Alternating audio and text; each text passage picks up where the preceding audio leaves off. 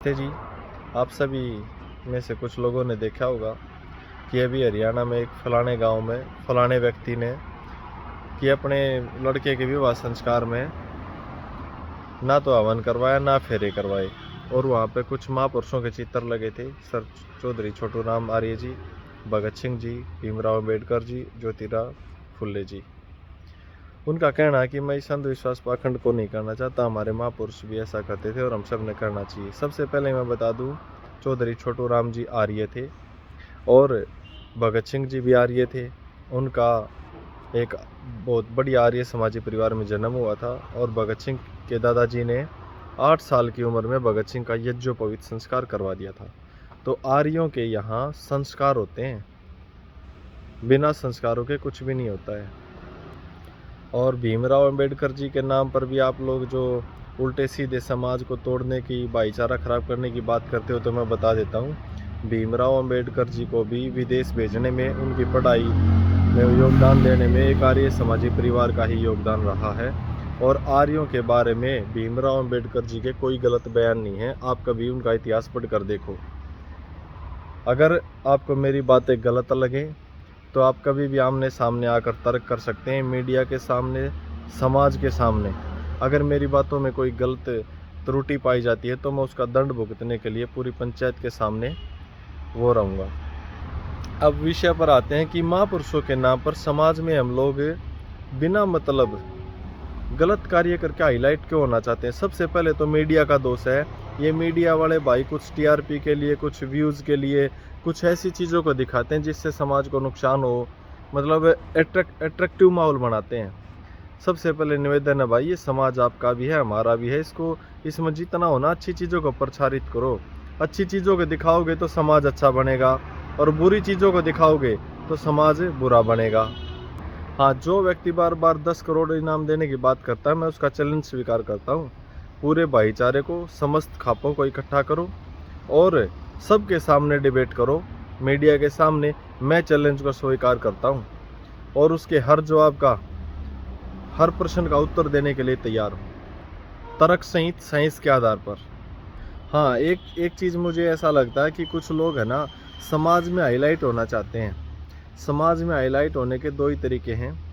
या तो आप अच्छा कार्य करो, समाज को अच्छी दिशा निर्देश दो, उसमें फिर आपको हाईलाइट होने की ज़रूरत नहीं पड़ेगी, समाज के लोग वैसे ही आपका सम्मान करेंगे।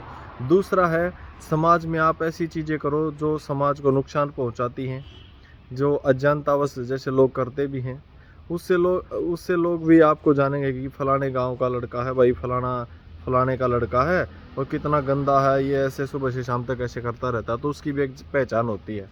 अब निर्णय आपको करना है कि अच्छा बन के पहचान बनानी है कि बुरा बन के पहचान बनानी है। और आजकल ये ज़्यादातर जो जातियों के नाम पे चल रहा है ना, ये सब एक घटिया किस्म की राजनीति के लिए चलता है, वोट बैंक की। भाई मैं जाट हूँ तो मैं अपने लोगों को बहकाऊंगा, अपनी जाति के लोगों को। मैं ब्राह्मण हूँ तो ब्राह्मणों को बहकाऊंगा।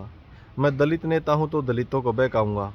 मैं कहता हूँ भाई, बहकाने से अच्छा है आप इंसानियत की बात करो, भाईचारे, समस्त भाईचारे को एकत्रित करने की बात करो।